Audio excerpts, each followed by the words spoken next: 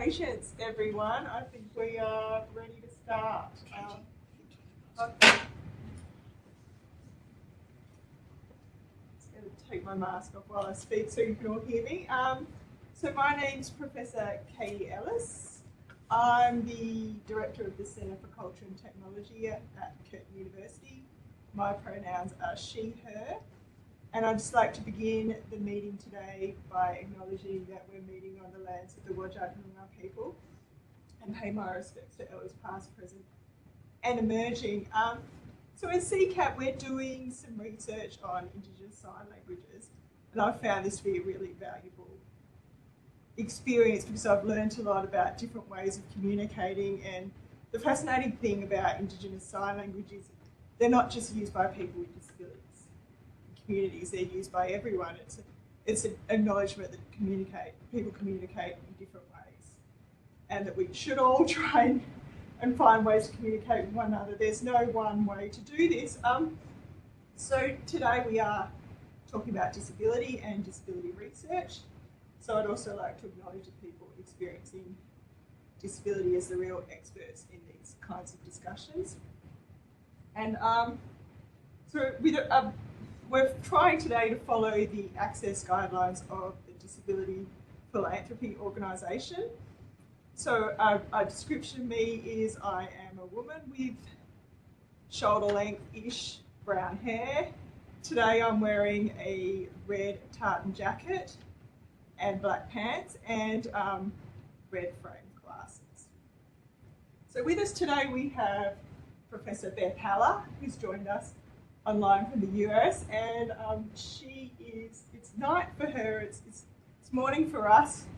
She's here today to represent the Global Alliance for Disability in Media and Entertainment, who are actually awarding one of our honours students, Michael, here a scholarship for his practice-led research on disability representation.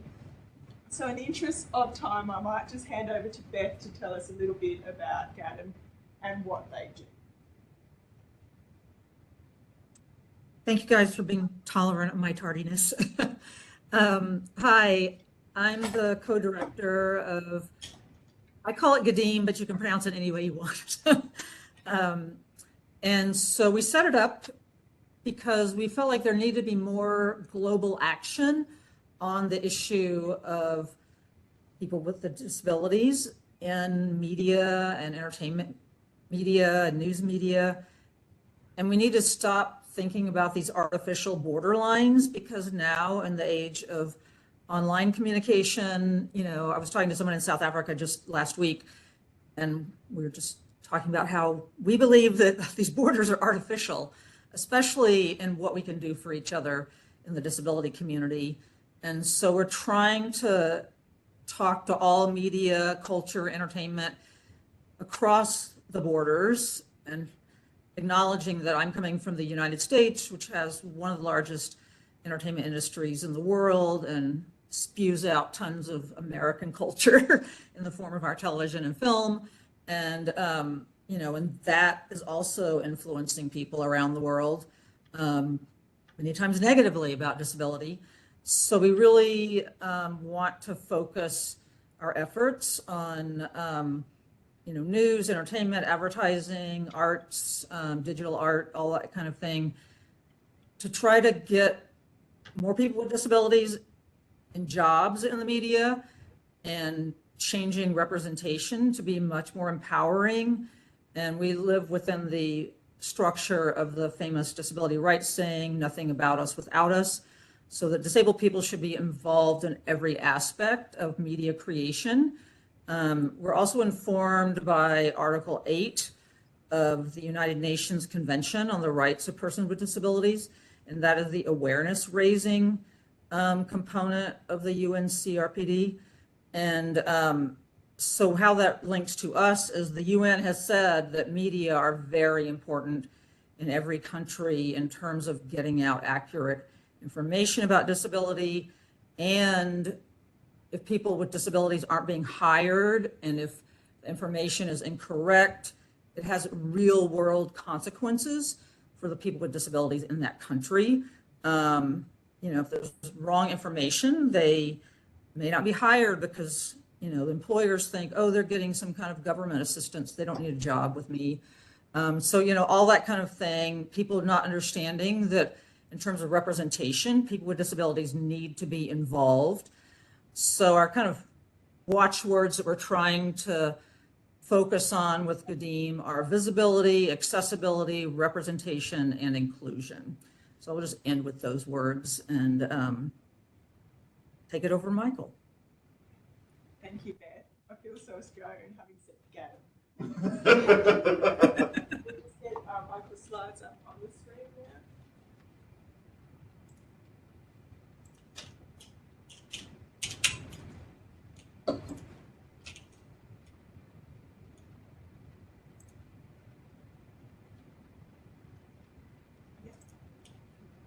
So you just tell me when you want me to change. Thanks. Okay, good morning to those assembled here in Perth, and good evening to the international audience we have with us. My name is Michael Miocevich, and I'm a current honours student studying at Curtin University. I'm an Australian citizen of Croatian and Scots-Irish background. I have multiple disabilities, those being fibromyalgia, chronic pain, back and spinal injuries, polyarthralgia, vision and hearing loss, ADHD, and mental health issues. I'm also immunocompromised and have comorbidities that leave me vulnerable to COVID. In this presentation, I would like to go through the transformative stages of my art practice, where it began, and where I hope to progress with it in the future.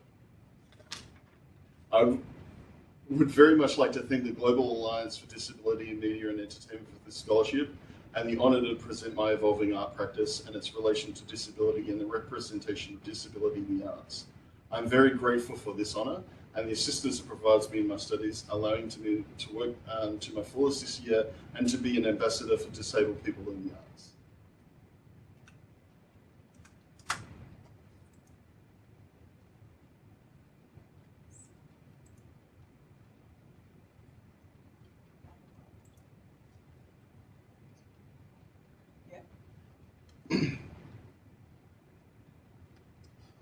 Sorry, the next one, thank you. Sorry.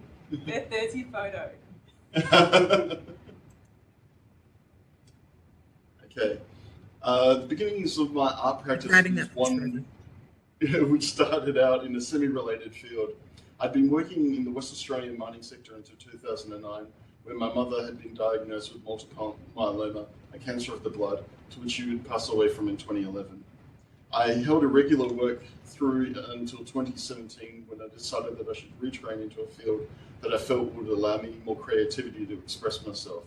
In my initial foray into design, I found myself more attracted to the visual art side, and much to my lecturer's chagrin, changed to studying visual art at North Metropolitan TAFE.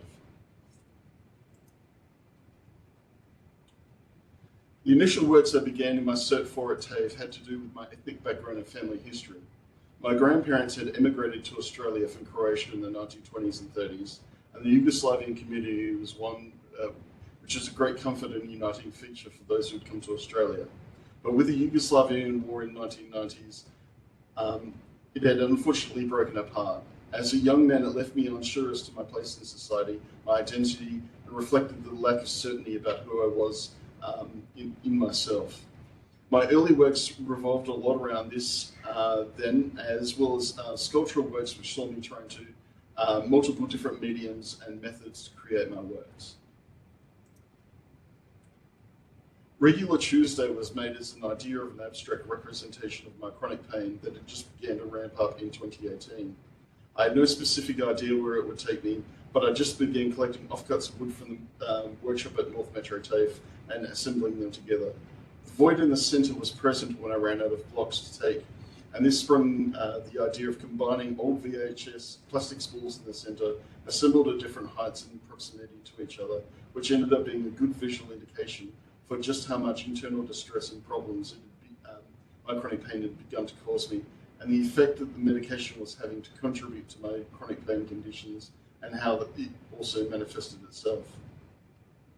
The addition of one bright area of yellow came from my art teacher at the time, Gail Russell, who thought it would be good to acknowledge that even though there was all this pain, I was forever holding on to one bright moment in it all, a desire for a better future, and resilience in the face of trauma.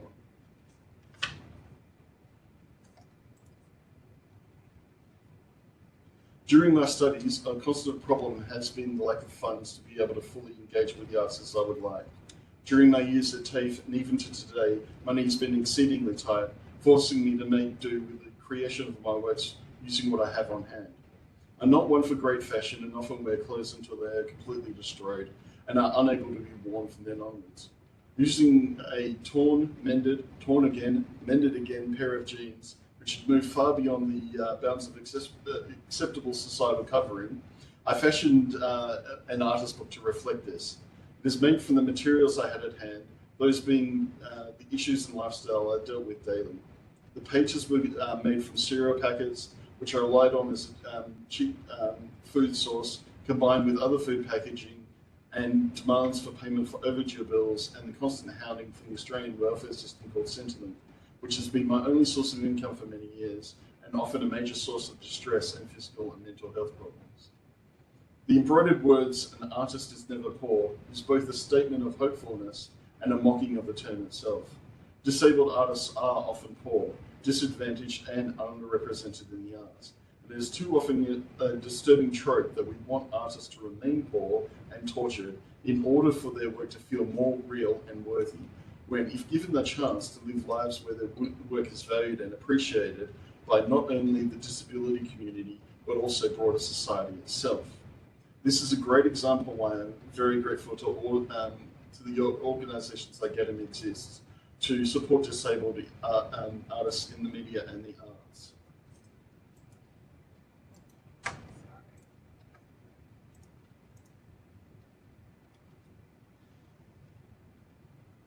Uh, 2019 was one of the most difficult years of my life.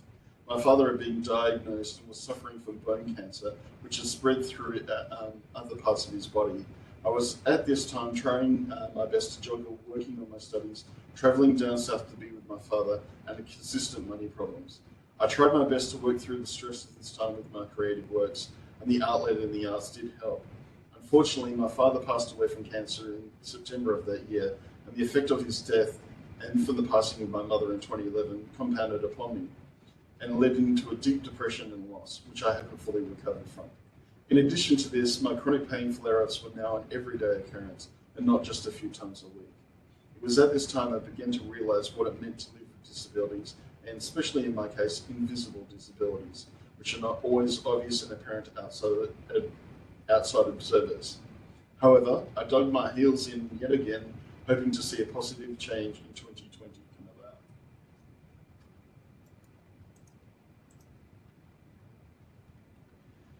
The ramp up to COVID took me by surprise, as I expected to with everybody else. We had 2 weeks of contact to begin with in our advanced deployment year before we had to go into hard lockdown for 6 weeks to slow or stop transmission of COVID. I am lucky enough that Western Australia was one of the only places whose precautions meant that once we locked down, isolated and immunised, the spread of COVID in the community ceased. In those 6 weeks though, I was finding it very difficult to plan out how I was going to progress in my art practice. All of the ideas I had for how things were going to go went out the window. I found it very hard to study online, as I very much need a collaborative group study area where I can see how other people's ideas are coming along. Being unable to come up with any new ideas, I began tying things together. This then progressed into making the first doll on the left. It took approximately 10 hours and was made by making a wire frame, surrounding that with bubble wrap and padding, and then wrapping multiple times with twine around it. And then tying and in differing directions. The legs and arms are tied back behind it and then tied together using multiple loops of twine, keeping it in a forced pressure position. It helped me articulate the frustration of my mental health during this time, my anxiety for the future, and the constant chronic pain I deal with, which had only heightened my anxiety and depression. These dolls were used as a stand-in for my own self, as I often feel it hard to express what I am dealing with and how it feels to be isolated and trapped.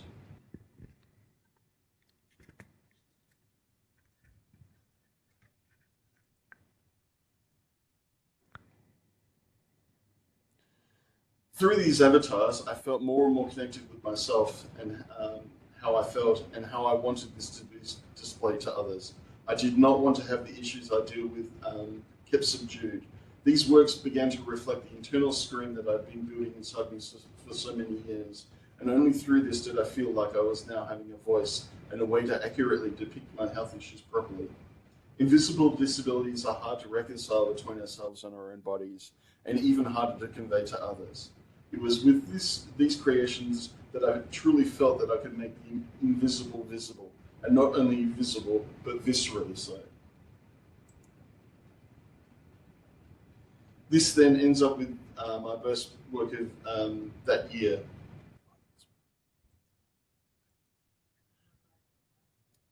The King Among Pretenders.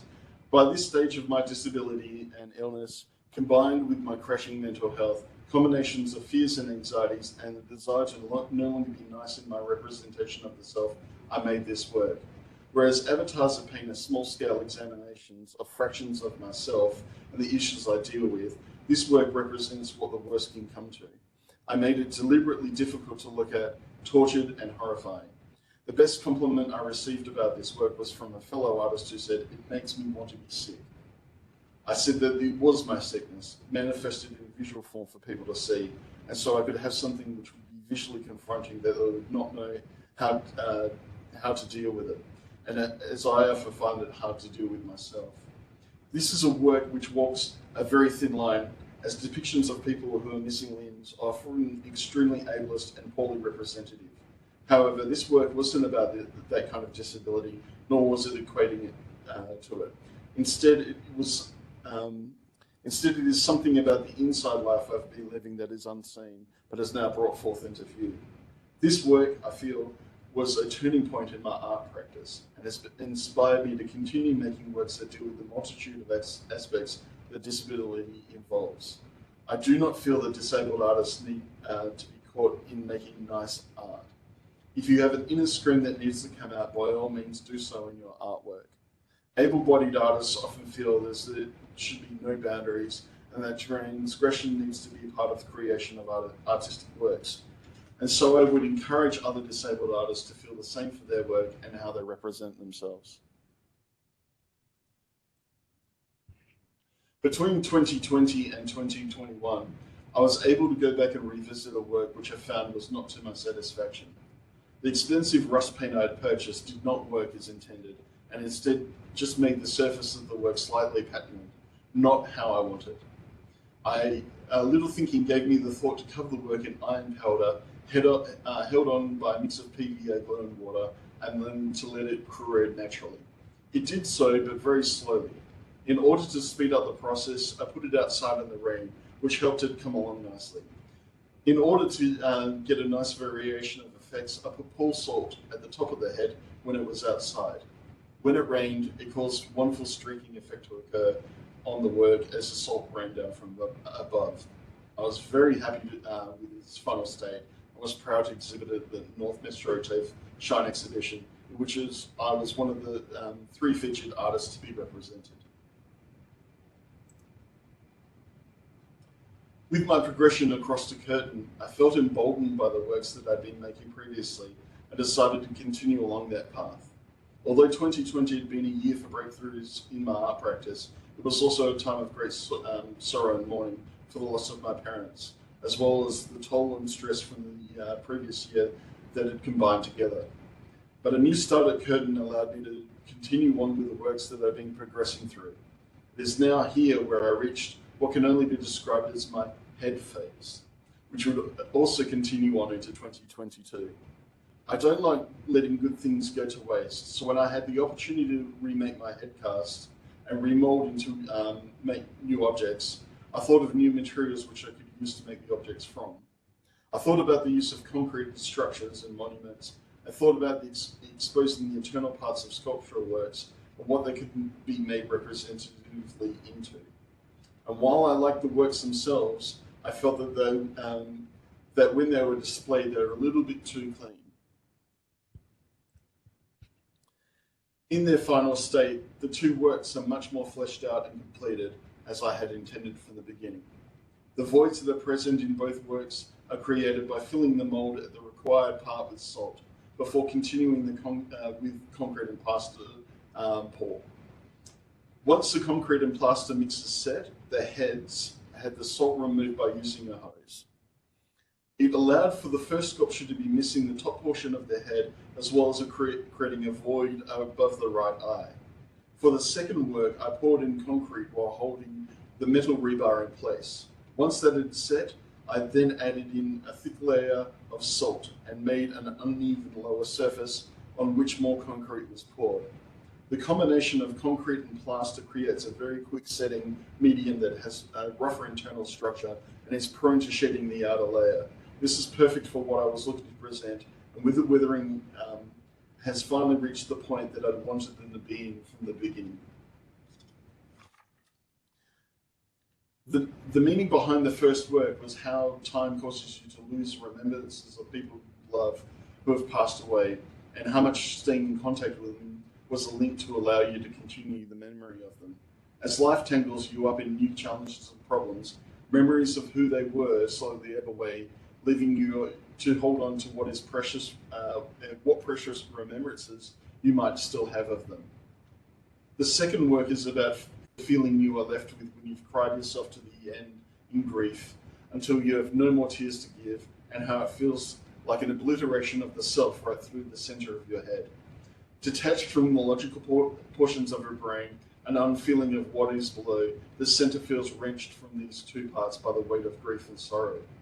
In the creation of these works, I was better able to come to terms with the passing of my parents and understand the natural way in which such things have eventually eroded themselves by the passage of time.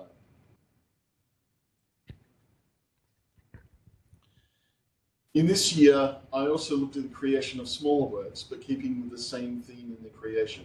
I've always been fascinated by spirals and how the Fibonacci mathematical sequence can be used to create an ever-growing spiraling creation. I made this by using a styrofoam ball, which I measured and marked out equally across the surface. The starting point was straight up and down for the card strips. I then moved them one mark across for the next layer, and then again onto the same point to represent the double one at the beginning of the Fibonacci sequence. Then across 2, then 3, then 5, and so on, culminating at 13. Using this method, I was able to represent the sequences building on the one plane, but in different positions and at different layers.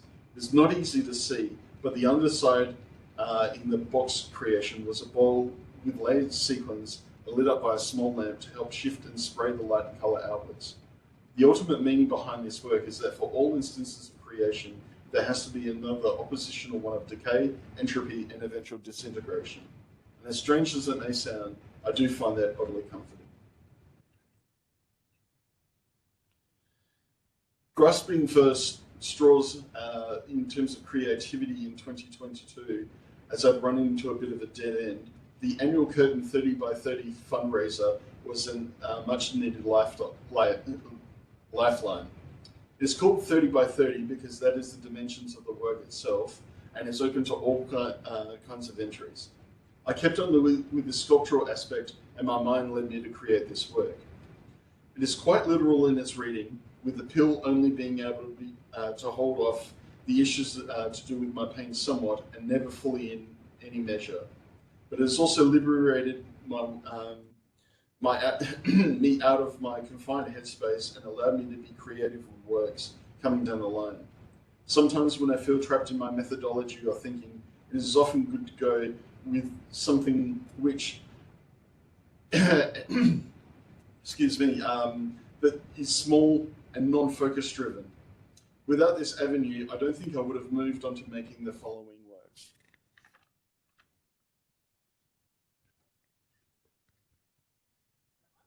Yes.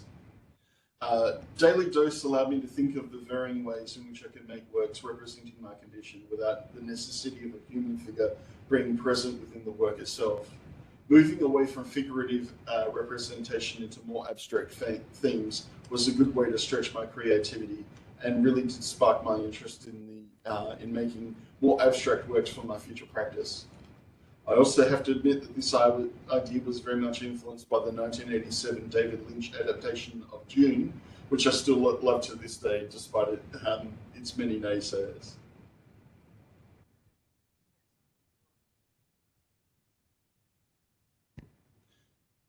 Box of Pain helped me in my thinking to transition forward into the next step and evolution of my creation. Working with the Curtin teacher and sculptor Mark Parfit, he helped come up with a multitude of different design options for creating works in a box kind of theme. While this one is hollow, it is meant to show how the external is kept in the margins of everyday life. What had been normal before was now gone, and unable to be tangibly reached. At the core is the horribly knotted and twisted centre of pain, which remains prevalent and unchanging. It isn't able to be separated from the whole and is stuck in suspension, as I feel a lot of my life has become. And while the effect of the centre is dominating and strong, the outside is uniform and stable. It is to show that those of us with invisible disabilities, the perception of the outside is deceptive. The inner core is where the struggle is in the self, and the living with it every single day, and how it remains in place unrelenting. It was a pleasure to work with and on something this large in scale. And I'm very grateful to the Curtin technician Ben Kovatsky for welding the cube together, as I'm terrified of losing my sight due to poor welding practice.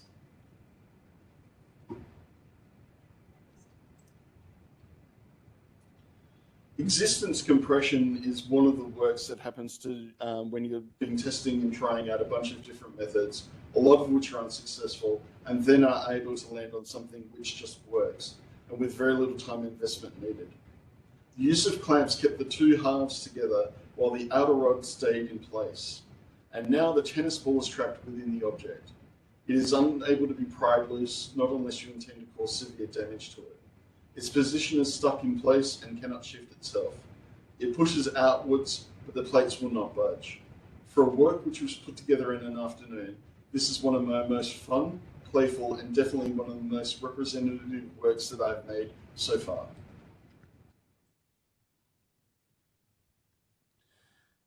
Everything represents the culmination of my head-based works. From initial face molding to the casting of the original face, to attaching it to a sculptural frame and building on that, molding that work, casting from that mold, fixing the cast, painting, assembling the pins, varnishing them each individually, and inserting them in the head with the appropriate sequence at the base. I calculate this work to be around 200 days worth of work. It is the most intricate work that I've ever produced, which shows the desire for myself as an artist not to be counted out because of my disability. This work has always existed, I just needed to make it. It is representational of the hot, colour-banded expressions of my disability and mental health issues as I perceive them, and the rising pain from my chronic pain condition which comes from below the neck. I am exceedingly proud of this work, and that I had the diligence and drive to see it through to completion. Each set of pins is specifically colour-coded and organised depending on where they are placed, and the density is a reflection of the intensity of feeling within that area. I'm very grateful to have made this work, and is one I'll look back on with pride for many years to come.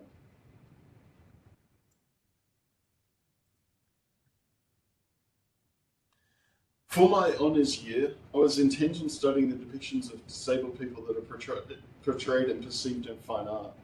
My intent was to see about redressing the imbalance in the arts that have often negative and ableist portrayals of disabled people. In an example I give above, The Beggars, or The Cripples, by Bruegel, this is, in my opinion, a work that is supposed to be satirical of the society that he lived in.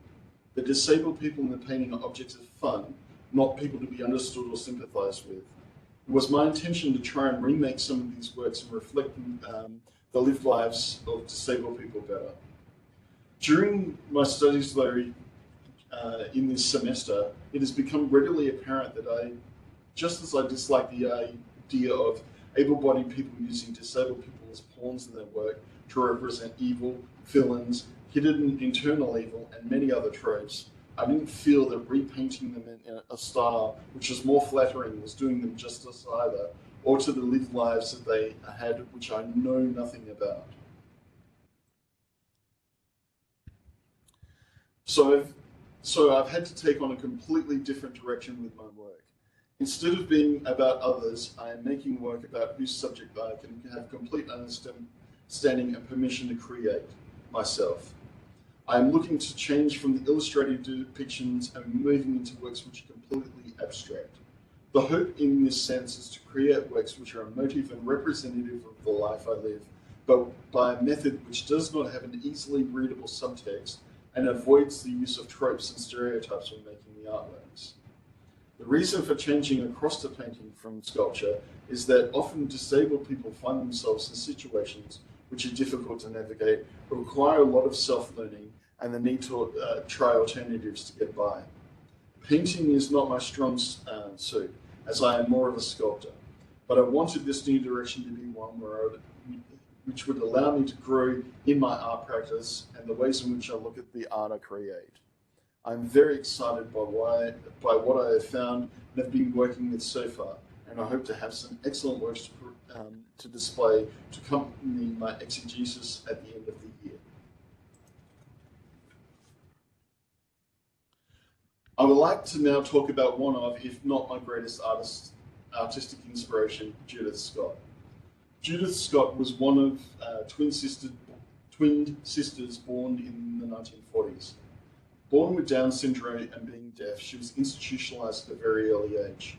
She never learned to speak, as the institutions considered her to be unteachable. She remained in this institution for over 40 years before finally being liberated by her twin sister. Her sister was looking for a way to heal and help her sister after years of being institutionalized and felt that expression through art would be a good way to help. She began initially in collage works, but quickly took to creating enormous woven works. Her works are incredibly intricate, using materials she'd been given, but also those which she had surreptitiously taken from the Creative Growth Art Studio in Oakland, California, where she made her works. The works are wonderfully dense with meaning and is a way in which a person who had no language skills made herself understood through her own specific language. Judith has been an enormous influence on my art practice, and I one day hope to be able to see her works in person. Was there another one? There's two more slides. Oh.